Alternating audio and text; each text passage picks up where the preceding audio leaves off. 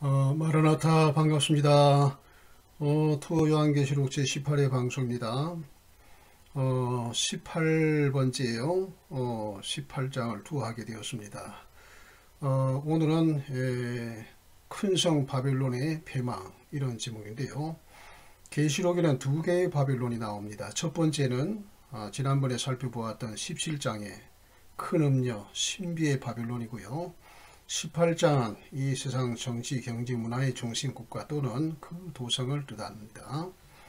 그 지난 시간 17장 큰 음녀 신비의 바벨론은 현재 가톨릭을 중심으로 한 세계 종교연합이고요. 그 수장이 현재 프란치스코 교황이라고 했습니다. 그리고 그는 마지막 교황이며 계시록 13장 11절에 나오는 거짓 선지자로 지목되고 있습니다.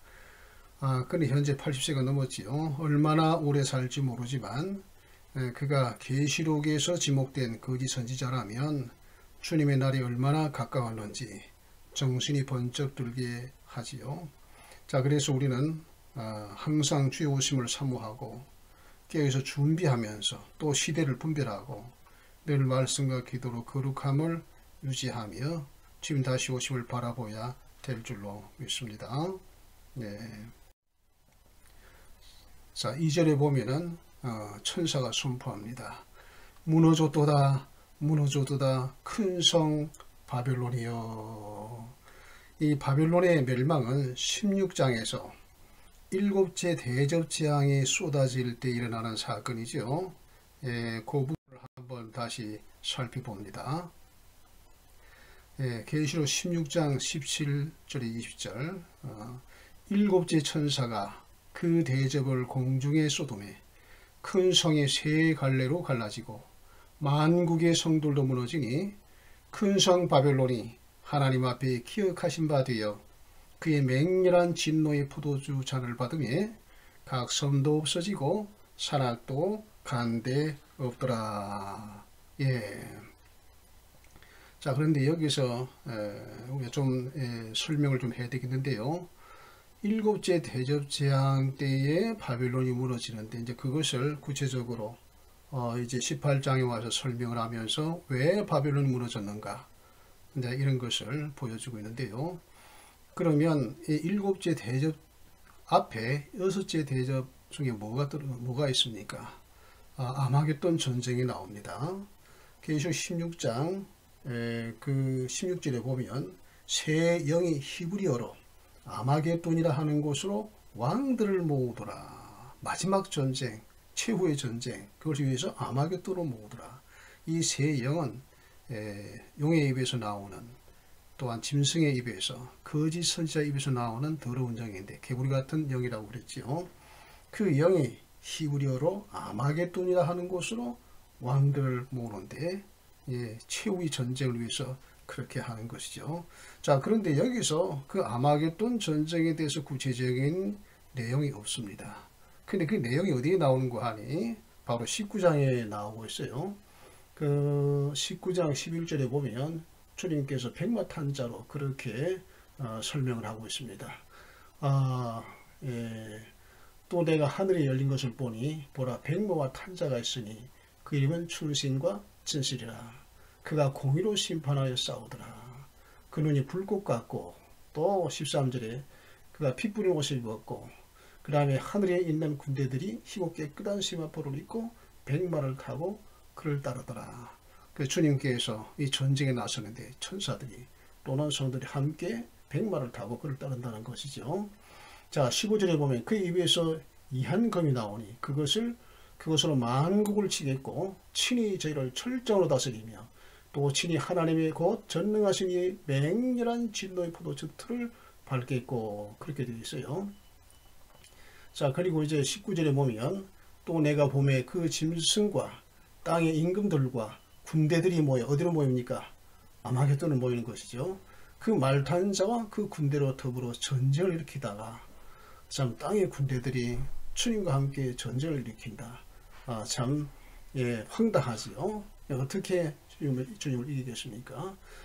그런데 이제 짐승이 잡히고 그 앞에서 이적을 행하던 거짓 선지자도 함께 잡혔으니 이 둘이 산채로 유황불 붙는 못에 던지우고. 그래서 그 아마겟돈 전쟁은 주님께서 직접 나서서 싸우는 전쟁입니다. 그래서 최종적인 그 전쟁으로 이 세상 나라 왕들이, 짐승의 그런 군대들이 멸망을 당하게 되는 것이죠. 그런 다음 일곱째 대접 재앙에 바벨론 도성이 무너지지요. 그 부분을 다시 한번 읽습니다. 일곱째 천사가 그 대접을 공중에 쏟아주매 큰 성이 세 갈래로 갈라지고 만국의 성도로 무너지니 큰 성 바벨론이 하나님 앞에 기억하신 바 되어 그의 맹렬한 진노의 포도잔을 받으며 각 섬도 없어지고 산악도 간대였더라. 전 지구적인 거대한 지진이 일어날 것을 시사하는데요. 큰 성이 세 갈래로 갈라지고 엄청난 지진이 일어나는 겁니다. 그래서 이 거대 도시가 세 갈래로 갈라지는 모습, 어마어마하지요. 끔찍하지요. 모든 건물들, 역사적인 건물들, 기념비적인 건물들, 거대 빌딩들이 무너지는 겁니다. 자, 그러면서 거대한 불길이 토시를 덮을 거예요. 여러분들이 그 영화 2012년을 보신 분들이 계실 텐데요. 바로 그런 사태가 일어나는 겁니다. 그 다음에 이제 만국의 성들로 무너진다고 되어 있어요. 그래서 세계적인 대재앙이 일어나는 겁니다. 세계의 모든 도시들이 무너질 겁니다. 그 다음에 각 섬도 없어지고 산악도 간데 없더라. 어떤 분들은 이것을 갖다 극이동이다, 지축이동이다, 뭐 이렇게도 해석을 합니다. 전 지구적으로 흔들림이 있을 거예요. 그래서 이제 이러한 상황을 갖다가 이사야서에서 말하고 있는데요. 다음을 보시죠. 이사야 24장 19, 20절입니다. 땅이 깨지고 깨지며 땅이 갈라지고 갈라지며 땅이 흔들리고 흔들리며 땅이 취한 자같이 비틀비틀하며 원두막같이 흔들리며 그 위에 제약의 중함으로 떨어져서 다시는 일어나지 못하리라. 최후의 아마겟돈 전쟁이 일어나고 이 세상 나라 왕들을 다 쳐부시고 말이죠. 그리고 최종적으로 큰 바벨론 도성이 무너지니까 세계 도성들이 무너진다. 얼마나 참 놀랍고 놀라운 일입니까? 자, 이제 그렇게 무너졌는데요. 그 다음을 보시죠. 왜 바벨론이 멸망을 당할 수밖에 없었는가 하는 거예요. 보시죠. 자, 1절에서 3절까지 보면은 마귀들의 거처가 되었다. 바벨론이 말이죠. 온갖 더러운 정의 소굴이었다. 각종 더럽고 가증한 새들이 모이는 곳이었다. 고대 바벨론이 어떠했습니까? 각종 우상 숭배 도성이었죠. 마귀들의 도성이었습니다. 온갖 음행과 폭력과 살인, 육체의 쾌락을 추구하며 죄를 먹고 마시던 도성. 소돔과 고모라의 죄악이 그 부르짖음이 넘쳐나던 도성. 과거 로마도 그랬죠. 그리고 더러운 귀신들의 놀이터가 되었어요. 바벨론이 말입니다.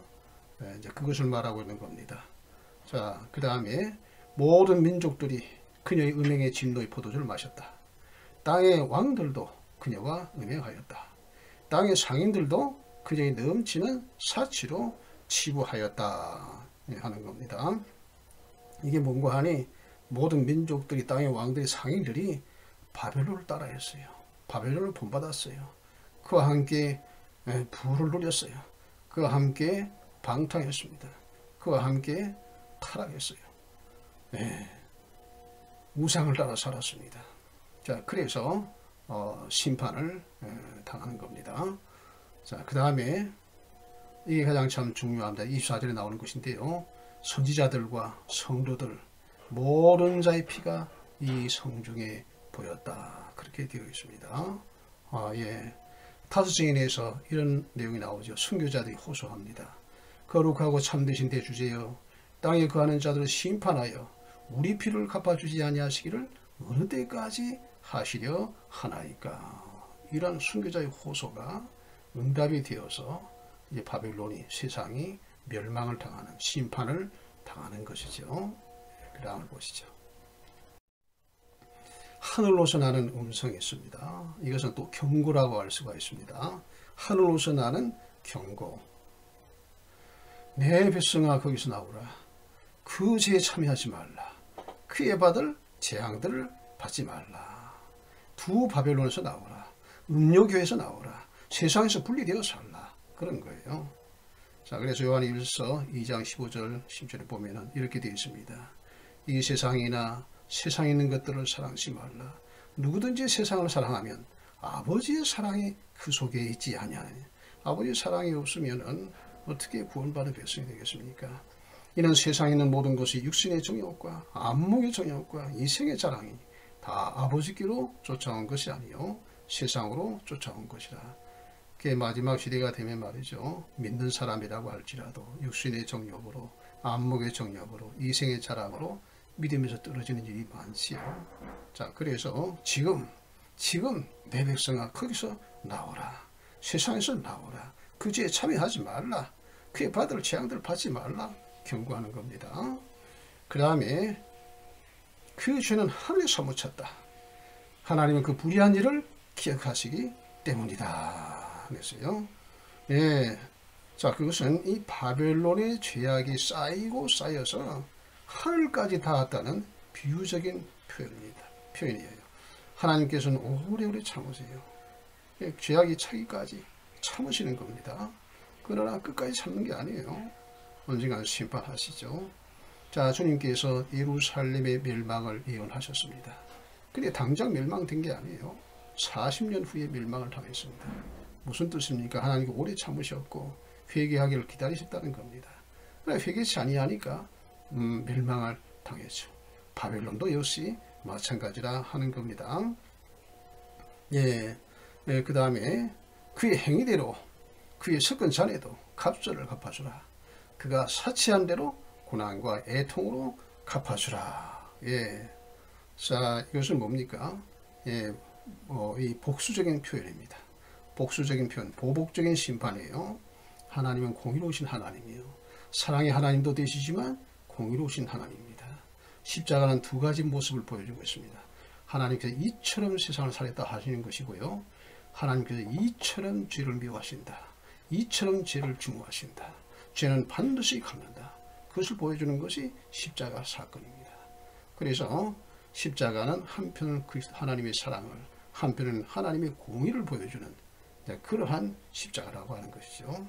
자, 그래서 회개치 아니하고 계속해서 지와 더불어 먹고 마시고 참 하나님에 대해 반역적 일을 할 때에는 그 행위대로 그 섞은 잔에도 값을 갚아주고 그 사치한 대로 고난과 애통으로 갚아주라 하는 겁니다. 자, 하루 동안의 재앙들이 이르리라 그랬어요. 자, 이것은 문자적으로 24시간에 이르리라 뭐 그런 것은 아니고요. 이게 뭔가 하니 홀연히 일시간에 창졸간에 바벨론이 멸망을 하게 될 것이다 하는 겁니다. 자, 그 다음에 9번째로 애통의 노래를 부를 것이다. 화이도다라고 하는 말이 나오는데요. 다른 성경은 화로다 또는 재앙이다 또는 가엾도다 또는 슬프도다 이렇게 번역을 하고 있습니다. 근데 이제 세 가지 애가가 나옵니다. 첫 번째는 땅의 왕들의 애가 9절로서 10절입니다.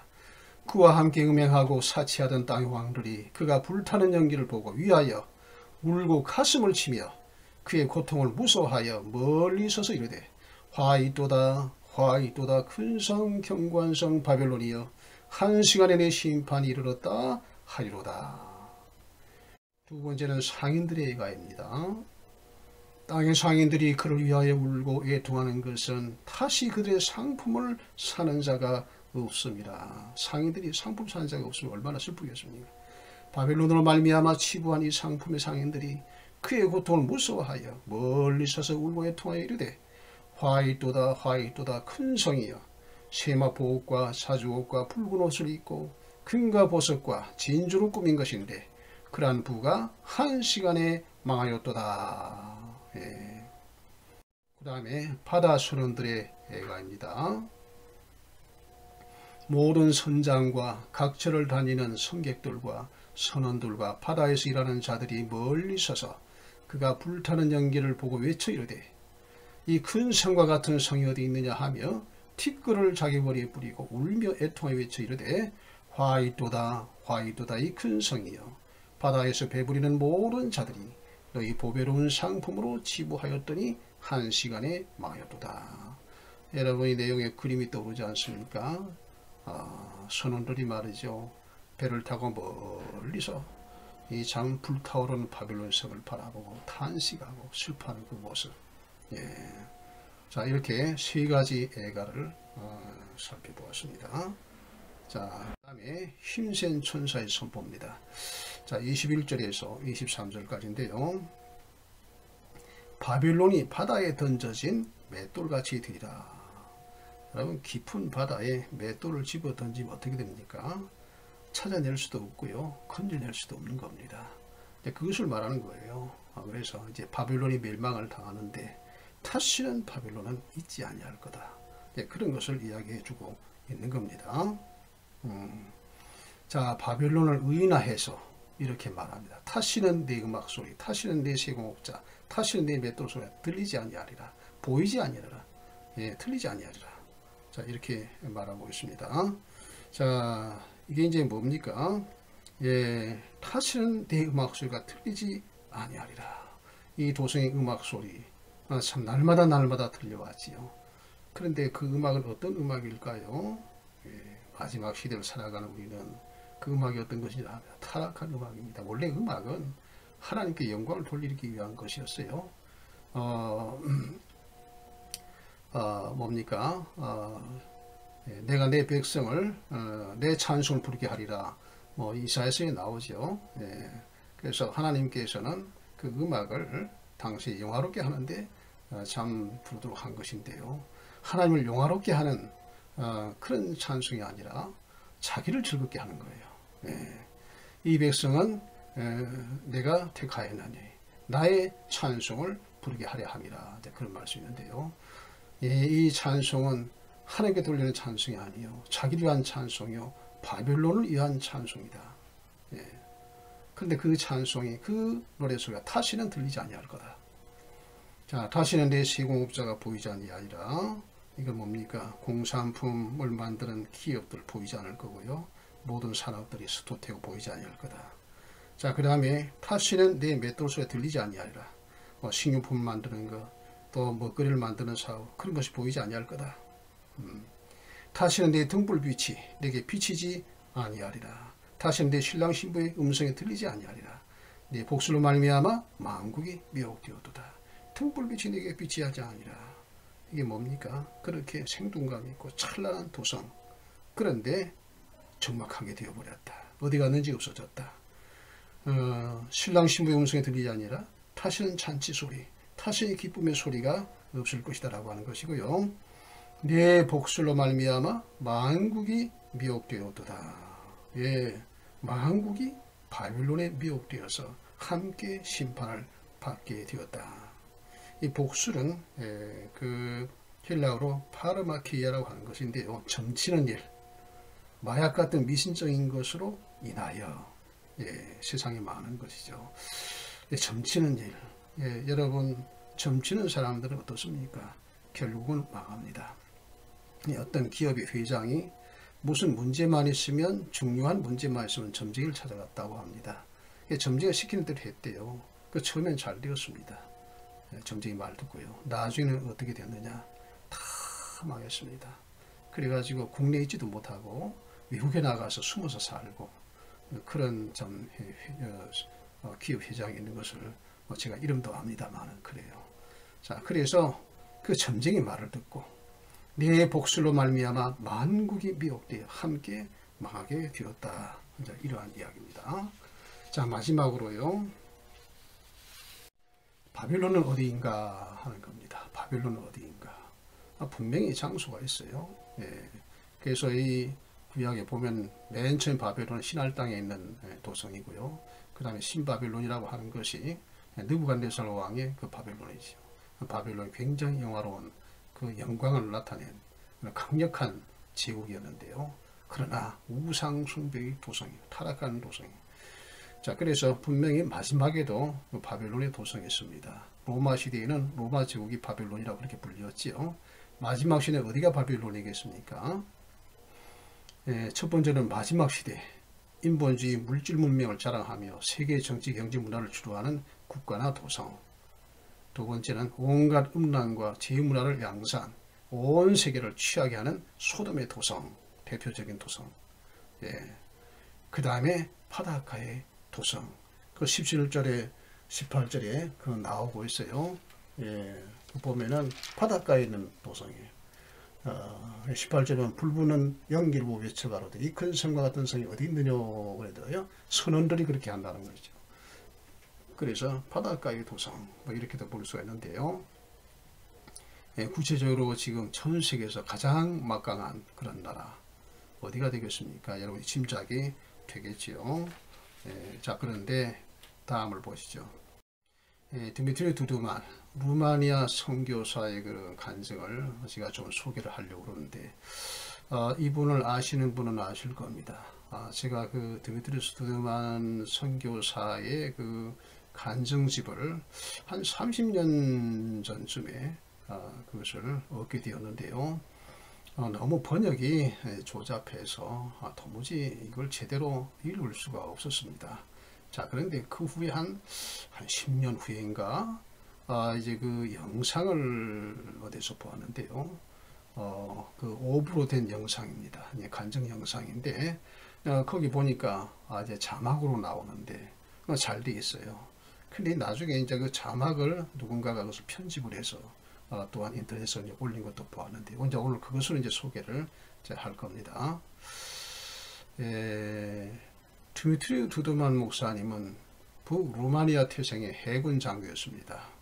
흑해에서 배로 루마니아에 들어오는 성경을 빼앗고 선교사를 체포하는 임무를 수행했었는데요. 그러던 중에 주님의 음성을 듣게 됩니다. 그리고 그의 인생이 완전히 바뀌게 되었어요. 자, 그래서 그는 이제는 비밀리에 수백만 권의 성경과 원주 문품들을 소비에트 연방에 전달했어요. 처음에는 성경을 빼앗는 그러한 임무를 수행하다 이제는 비밀리에 성경을 전파하는 그런 선교사가 되었다. 그런 겁니다. 1980년 디미트리는 10만 권 이상의 신약 성경을 전달했고요. 모스크바 올림픽에서 광범위하게 사용되어지도 했고 이 같은 사역의 과정 속에서 수많은 고초를 겪지만 위기 때마다 주님의 함께 하심으로 능히 감당할 수 있었습니다. 제가 그 간증 영상을 이제 5부까지 쭉 보았는데 정말 고생을 많이 했어요. 그 선교사로 사역을 하다가 체포되어 가지고 몇 년 동안 감옥 생활하며 또 엄청 얻어맞기도 하고 너무너무 고생을 많이 했어요. 그러나 하나님께서 함께 해주심으로 그 모든 참 그 어려움을 감당을 할 수 있었다는 것이죠. 그는 1997년 주님의 품에 안겼습니다. 근데 이제 천사가 알려준 예언들 제5부 간증 글 중에서 이제 발췌해서 좀 여러분들에게 소개를 합니다. 미국이죠. 캘리포니아, 라스베가스, 뉴욕, 플로리다는 모두 소돔과 고모라다. 불로서 심판받을 것이다. 러시아 스파이가 미국 내에서 가장 강력한 핵발전소가 어디 있는지 파악했다. 미국이 평화롭고 안전하고 자신들이 세상을 지배하고 있다고 생각할 때에 바다로부터 쿠바와 니카라과, 센트럴 아메리카, 멕시코가 핵발전소들을 공격할 것이다. 미국이 공격을 당한다는 거예요. 마지막 때예요. 미국은 불타게 될 것이다. 많은 교회가 나를 떠났다. 사람들에게 말해라. 사람들이 사람들에게 영광을 돌린다. 그리스도가 받아야 할 영광을 사람들이 받고 있다. 교회 안에 이혼, 가는, 동생아가 있고 낙태와 온갖 죄가 판을 치고 있다. 그리스도는 죄 가운데 계시지 않는다. 그리스도는 거룩한 가운데 계신다. 그렇죠? 내가 너를 이곳에 데려온 이유는 사람들에게 죄짓기를 중단하고 회개하라는 메시지를 전하게 하기 위한 것이다. 이렇게 천사가 말해주었다고 합니다.